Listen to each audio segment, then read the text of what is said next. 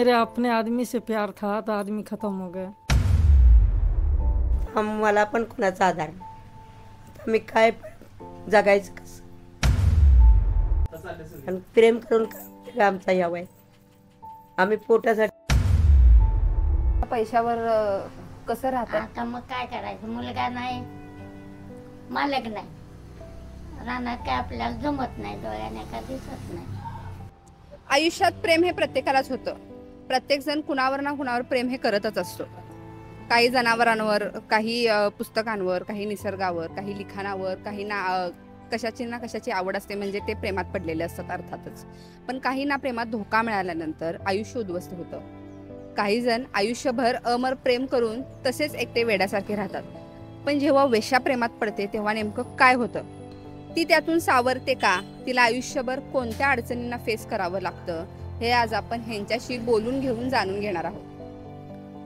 माझं काय सावत्रायच्या त्रासामुळे घर सोडलं. प्रेम केलं होतं मी, प्रेम नाही केलं असं काय नाही, पण प्रेमातनं पण मला धोका मिळाला. लग्न करून घेतो असं तसं, 5वी शाळा शिकलो, घर सोडलं त्याच्यासाठी, त्याच्या विश्वासावर. आणि त्यानंच मग मला असं निम्यात सोडून गेल्यानंतर मी या व्यवसायात आले.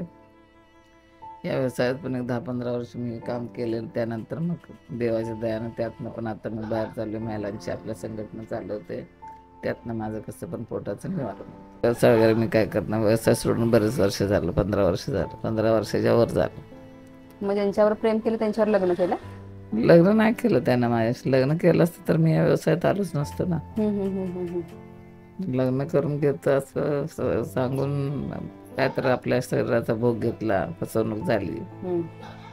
आता जाणार कुठं? घर आपलं स्वतःचं आईवडिलांचं पण घर मुकलं होतं आणि त्यानं पण आपल्या त्याच्या घरात घेतलं नाही किंवा बाहेर पण काय आपल्यावर असं म्हणजे हे ठेवलं नाही.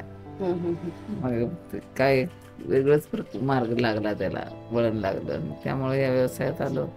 तर ह्या व्यवसायातनं पण देवाच्या दयानं लवकरात लवकर बाहेर पडलो. आता काय मी ते व्यवसाय करत नाही. व्यवसाय करणाऱ्या महिलांच्यावर मी कार्य. प्रेम झालं या व्यवसायात आल्यावर? नाही नाही, लग्नाचा नवरा आहे माझा. मिस्टर आहेत? आहेत. त्यांना माहित आहे? माहित आहे. त्यांनी कशी परवानगी दिली या गोष्टीसाठी? नाही, घरात देणार जास्त झालं त्याच्यामुळं या व्यवसायात. मग आता ते काय करतात?